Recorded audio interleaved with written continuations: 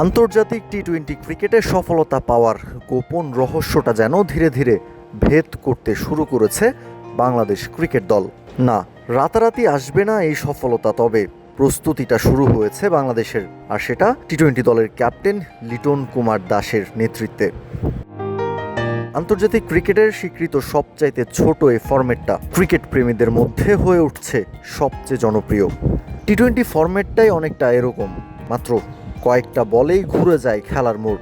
তাই তো এই ফরম্যাটে ক্রিকেটারদের সবচাইতে বেশি পরীক্ষার মুখেও পড়তে হয়।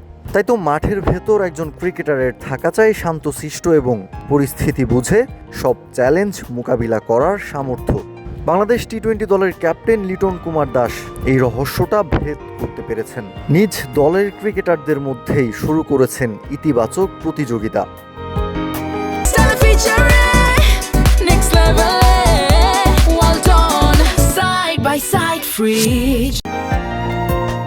সাগরিকার শনিবারের চিত্র। ব্যাটিং, বোলিং এবং ফিল্ডিং অনুশীলন শেষে সাগরিকার সেন্টার উইকেটে এসে জড়ো হয়েছে গোটা বাংলাদেশ দল।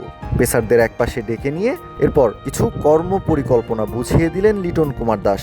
জানা গেল প্রত্যেক পেসার 3টা করে বল করার সুযোগ পাবেন এবং 3টা বলের মধ্যে যে সর্বাধিকবার স্টাম্পের সামনে থাকা এই মার্কারটা ভেঙে ফেলতে পারবেন বা টাচ করতে পারবেন, সেই হবেন বিজয়ী।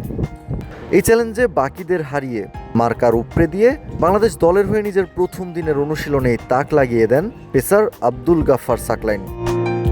এরপর নিজের সেই চিরচেনা সেলিব্রেশনও করেন সাকলাইন।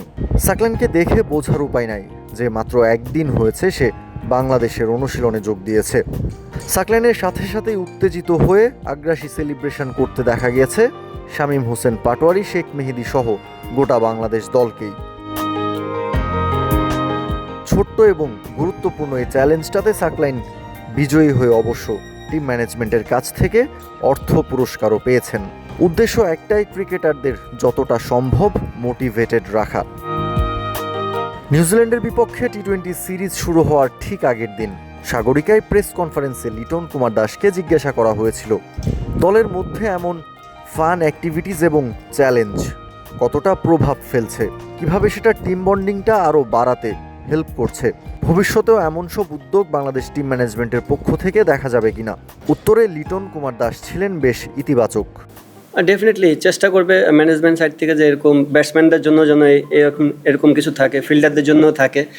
আর অবশ্যই আপনি যখন ফরম্যাটটাই এমন, এই ফরম্যাটে আপনার 1 সেকেন্ডে এক বলের ভিতর খেলা চেঞ্জ হয়ে যায়। সো যতটা ফ্রিলি মাইন্ডে থাকা যায়, এবং আপনি জানেন যে পেস বোলারদের শেষ ডেট ওভারে স্লো ইয়র্কারটা খুব ইম্পর্টেন্ট। তো ফান গেমের সাথে সাথে তাদের স্কিলটাও ডেভেলপ হয়ে যাবে। পেসারদের মতোই যদি ফিল্ডার এবং ব্যাটসম্যানদের জন্য এমন ফান গেম এবং চ্যালেঞ্জের ব্যবস্থা রাখা যায় তাহলে দলের ভেতর বাড়বে প্রতিযোগিতা। আর ইতিবাচক এ সকল ছোট ছোট প্রতিযোগিতাগুলো মাঠের ক্রিকেটে অনেক বড় প্রভাব রাখতে পারে, আর এতে আদতে লাভটা হবে বাংলাদেশ ক্রিকেটের। কাউসার শান্ত, ক্রিক ফ্রেঞ্জি।